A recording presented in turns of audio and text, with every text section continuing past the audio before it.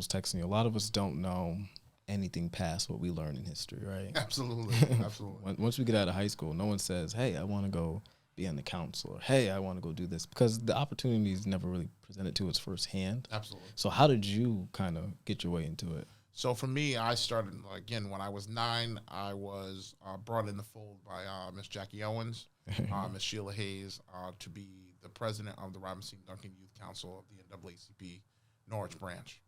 And I had an opportunity to travel across this country to different conventions in different parts of this country, seeing things over the years. And one of the first things that I got involved with here had to do when we started closing schools. So we closed Greenville School, they closed Buckingham School, and it taught me a level of advocacy that, you know, if you want to be a part of the community, if you want to say in the community, you need to be active. Yep. And so, you know, I gradually built on that. I became a vice president at the Connecticut State Youth and College Division, overseeing all of the college chapters and youth councils across the state of Connecticut. Wow. And then later on, before stepping away from that role, I served 5.5 years as the president of the Youth and College Division. I ran for mayor in 2017. I remember that. Young individual at the time, but I've always had a vision of serving and made the promise to come back and serve this community. I was blessed to watch my twin brother, serve before me, be one of the youngest individuals ever elected to the city council here. So it's humbling, you know, to sit in his seat some years after. So, you know, I've been active, and a lot of the experiences that I've had traveling the country and different places and being involved resonate to everyday things that we're dealing with here in Norwich. So it's given me the creative juice to flow when it comes up with coming with ideas. And one of the things that I tell people is I'm not your typical politician. I'm blunt, straight to the point. I'm not going to sugarcoat it. You know, I share the meeting agendas, the minutes, all the time. I believe that whatever I know, I should allow individuals in the community to know. So I try to keep them along this journey to be better informed on what's going on. The voice of the people. Absolutely. That's amazing. I have a question about the schooling system right now. Do you know any, like, I know it's not really, not to say it's not doing too well right now, but it's in a hump, you know? So I will say one of my roles from the council is I am one of the Board of Education liaisons to from the City Council. So I attend pretty much about 95% of the Board of Ed meetings. I tell individuals I've also worked in the school system. I work in my everyday job as I'm a paraeducator. I work in the school system. I work at Integrated Day Charter School, but I've worked at Norwich Public Schools as well. And I tell individuals, our schools, we have amazing individuals teaching our kids every day. If you understand the demographics and the things that teachers and educators have to do now to make sure that our kids are where they need to be, you would understand. It's a lot. And I think that the test scores and stuff sometimes don't tell the full story. We're a transient community with individuals leaving and coming because of the casinos and just the environment that this region is in. Sure. And so I work closely with the Board of Education, crafting their budget, but also as an asset from the community to get them the resources they need.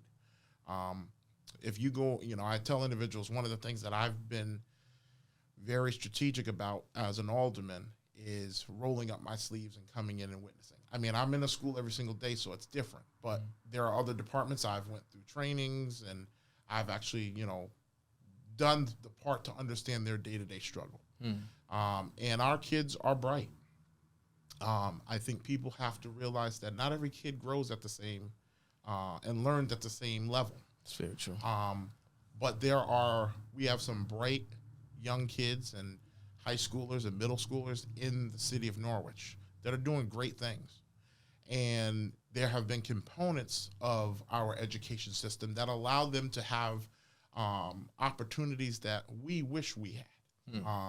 You know, the state legislature passed legislation several sessions ago that allow African American, Latino, and Native American history to be taught to our kids. And that's something that Is it being taught in Norwich public schools? it absolutely is. It is it's a mandate that they at certain grade levels they will be learning this. And so it's no longer, Norwich has always been good about having diverse history that they've taught. But one of the things that has been integral is that this is for everybody. So not just Norwich, every town and city in the state of Connecticut, they've made it, written it into law that this is going to be taught. We've had some of the bright minds of our African-American and Latino legislators who have been working with educators to make it so that we are touching it correctly, but more importantly, we're hitting the points that they need to know. It's important, that we have a well-rounded understanding of history. And that's kind of what we're working on. And so, I was proud when it comes to that, it folds right into us now celebrating Juneteenth as a national holiday, as a state holiday. They understand that that's a historical movement that comes years before this celebration has taken its spotlight. And so there's a lot of good that's going on within our educational system.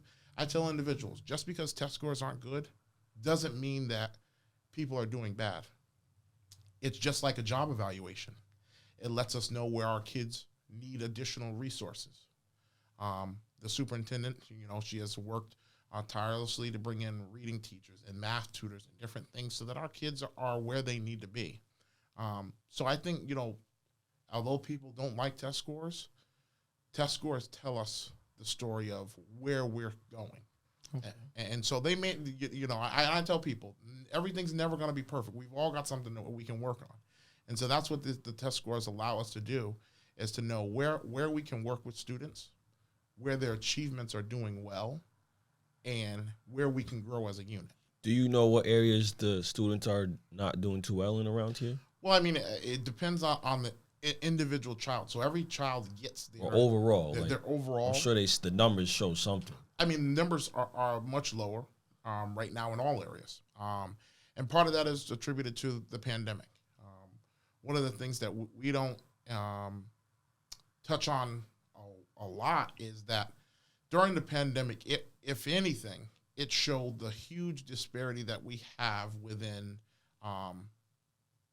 families here in the city of Norwich and across the nation. Homes. Those that have the resources to make it versus those that are worried about when they're going to feed their kid the next time, when they're going to feed themselves, how they're going to pay the light bill. And so when you have those priorities that take front and center during a global pandemic, it puts a whole different light on a lot of things. And children were affected the